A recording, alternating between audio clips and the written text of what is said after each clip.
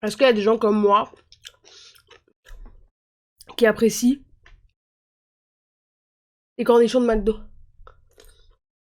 Mais genre juste ça. Cette vidéo s'annonce très bien.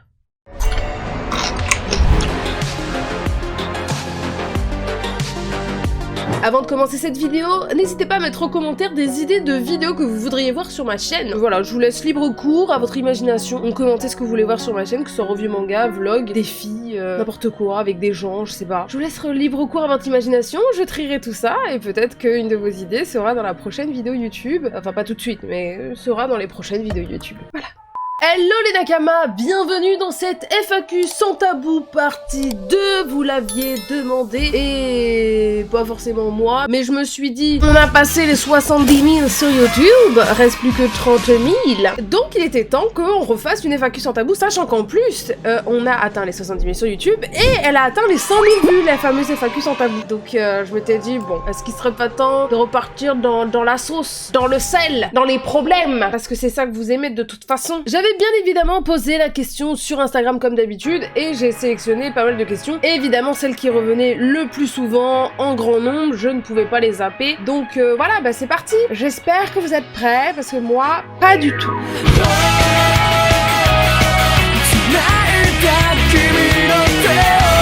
Ça commence extrêmement bien. Soso, entre nous, t'as déjà recherché un hentai sur Itachi ou pas?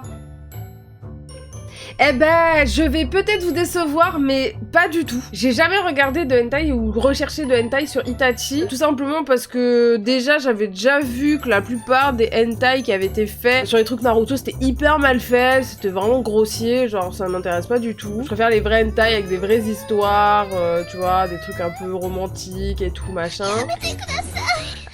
Moi, je suis plutôt version 3D de Cloud et Tifa, tu vois. Question suivante. On a dit c'est sans tabou, donc bon. Est-ce que t'as déjà été attiré par un abonné? Oui, un abonné proche. Je le trouvais pas mal mignon. Ouais, j'ai déjà été attirée par lui, ouais. Après, vu que je suis frigide et que je suis froide comme un glaçon, j'en vois pas forcément d'hormones en mode coucou, tu me plais, donc je me friendzone moi-même. Donc cette personne ne doit sûrement même pas être au courant, mais ouais, dans ma tête, je suis en mode... il est pas mal, ouais. Cette question est...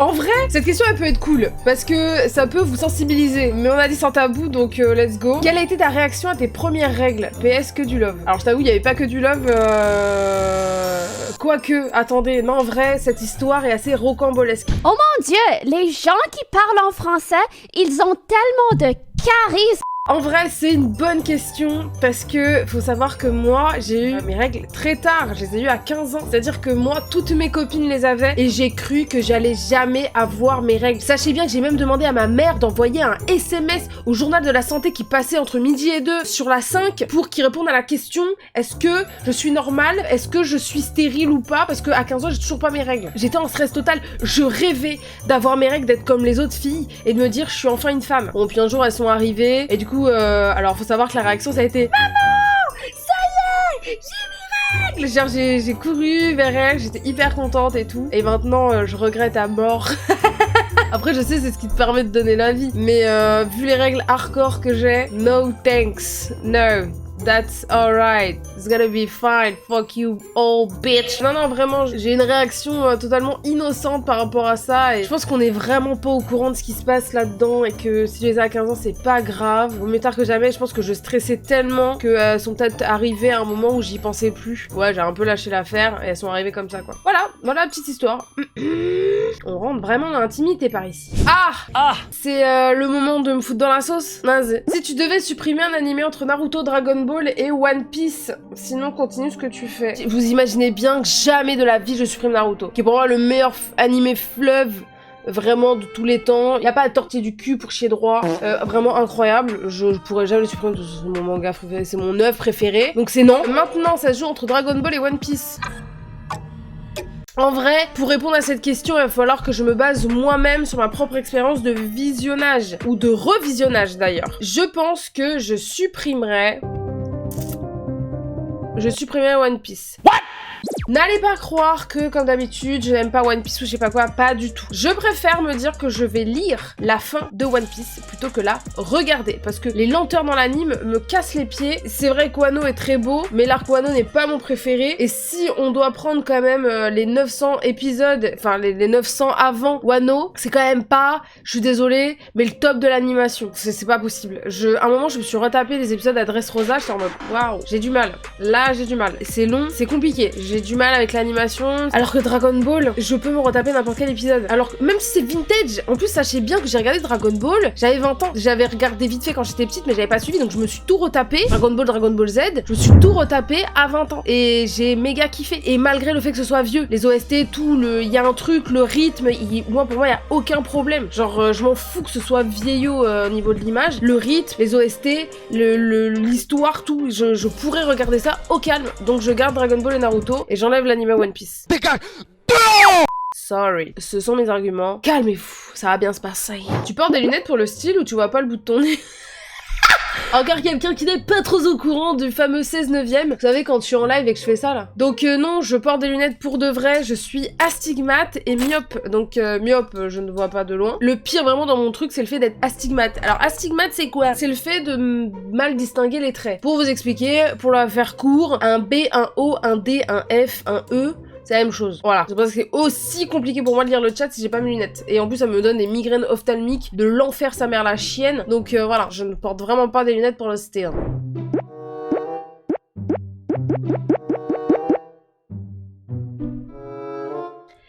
Alors, à ces questions du genre t'es en couple, t'as un crush, as-tu déjà fantasmé sur un Shinji, tout ça, je vais donner une seule réponse, à vous de voir si elle répond à une ou plusieurs questions, je n'en dirai pas plus.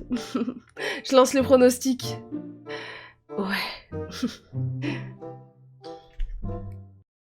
L'anecdote du nain et du lait avec Blacko, s'il te plaît. Alors, l'anecdote du non, elle est arrivée toute seule. Je faisais justement un TikTok où je disais qui peut battre Kakashi, qui peut battre machin. Et du coup, je sais pas, ça m'est venu tout seul. Ouais.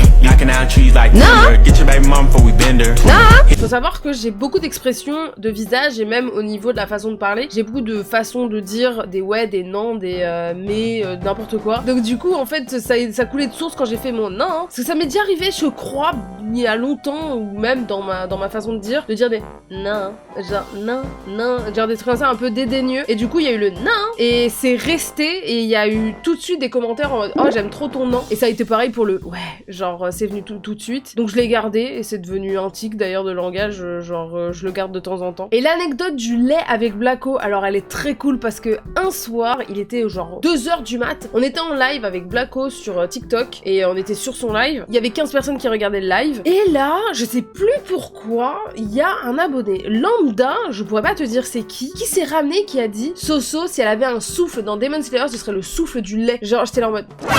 Et on était tous morts de rire, on a fait mais non, mais genre c'est trop fort, on s'est dit wesh, what the fuck. Genre j'étais un peu choquée, tu vois, et genre j'étais en mode let's go. C'est bien trouvé, ça m'a fait rire, et du coup c'est resté parce que Blacko l'a réutilisé après dans les micro-trottoirs qu'on faisait tous les deux, et du coup c'est devenu un mème en fait. Voilà l'anecdote qui part de rien du tout sur un live ridicule sur TikTok à 3h du mat. Donc cet abonné qui avait balancé ça pendant le live, je sais pas qui tu es, mais tu as lancé un sacré truc, et tu restes anonyme. C'est beau. Quelle humilité. Ton corps est naturel ou tu fais de la chirurgie? Frérot, si j'avais fait de la chirurgie, je ressemblerais pas à ça, je te le dis tout de suite. J'aurais pas de graisse, j'aurais peut-être moins de seins, moins de cuisses, moins de gras en général. J'aurais des lèvres plus épaisses, je pense, j'aurais moins de cernes. Voilà, j'aurais fait beaucoup plus de choses si j'avais fait de la chirurgie. Mais non, c'est 100% naturel. 100% bio, élevé au grain. Le trait de caractère qui t'attire le plus chez un homme, je sais pas si c'est un trait de caractère, mais si je dois dire ce qui m'attire le plus chez un homme, je pense c'est son charisme et sa personnalité. En fait, j'aime les gens en général, et surtout les hommes évidemment, qui ont une personnalité assez forte, parce que le truc, c'est que j'en ai une de personnalité assez forte et je ne veux pas bouffer la personne, et sans le vouloir, parce que des fois il y a des gens qui sont un petit peu effacés et j'aurais trop peur de les manger en fait, genre en mode de prendre trop le dessus, et j'ai besoin de quelqu'un qui s'affirme en face de moi, et ça permet de pouvoir se compléter. Après je suis assez ouverte en termes de caractère, mais j'avoue des gens qui savent ce qu'ils veulent, qui sont droits dans leur basket mais qui ont un gros grain de folie. Ça c'est hyper important parce que j'aime bien les vies pas monotones. Donc un trait de caractère, ouais, une forte personnalité, un bon grain de folie, de l'humour. En fait j'ai besoin de quelqu'un d'entier. Faut vraiment être entier, soit franc, entier. Je déteste les hypocrites. J'aime pas les gens qui font semblant. Donc j'aime les gens qui s'assument et qui brillent par leur naturel. Je pense que c'est une bonne façon de résumer qu'est-ce qui m'attire chez un homme. C'est bien, 31 ans de s'en rendre compte.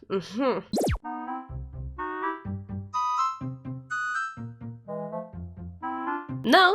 Tu comptes garder cette coupe longtemps, elle est belle hein, mais juste pour savoir. Il y a un petit ton vite fait, un peu dédaigneux derrière. J'ai l'impression que ça te saoule frérot. Calme-toi, ça va bien se passer. Je vais la garder longtemps, hein. Sache-le bien. C'est un moyen en plus tellement facile pour vous de me reconnaître dans la rue ou dans les conventions. Ça vous évite de passer 3 heures à vous dire « c'est elle ou pas ?» Tu penses c'est elle? Bah bien sûr que c'est moi, il y en a pas 3 millions avec des cheveux bicouleurs.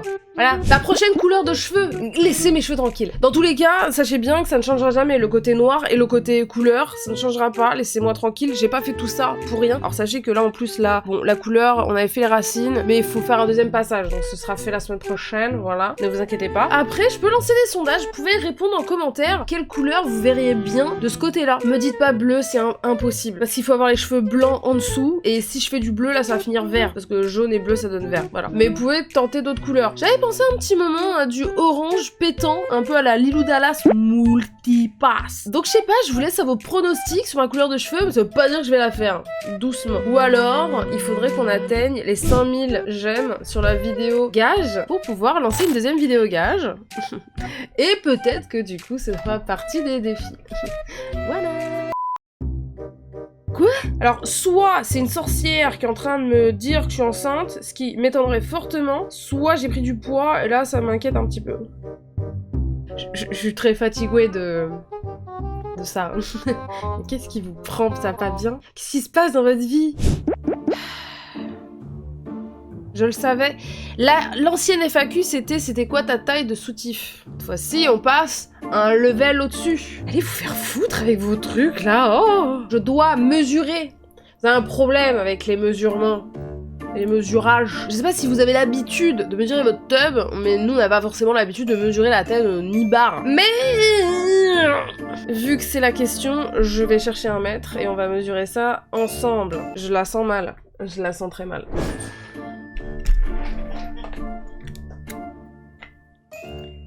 Fais ça bien. Qu'est-ce que je fais pas pour une vidéo de merde? Putain, c'est pas possible. Je veux mourir. Actuellement, je veux mourir. Hop là.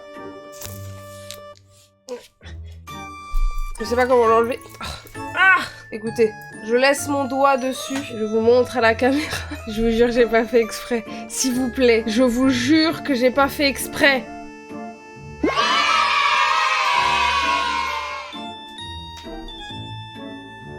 C'est la fin de la vidéo, messieurs, dames. Merci de m'avoir suivi. C'est la fin de ma crédibilité aussi sur les réseaux sociaux. Voilà. Sans commentaire. Bon les Nakamas, j'espère que vous avez kiffé cette vidéo FAQ. N'hésitez pas à la partager, n'hésitez pas à lâcher un maximum de likes. C'est important parce que ça permet aussi de mettre en avant la vidéo et un maximum de commentaires en plus. N'hésitez pas à commenter un maximum parce que c'est comme ça qu'après la vidéo elle remonte. C'est en rangeant mon petit maître que je vous dis du coup de lâcher le petit pouce bleu, de vous abonner, d'activer la cloche et de vous abonner à tous mes réseaux sociaux. Voilà. Sur ce, les Nakamas. Bye bye les Nakamas.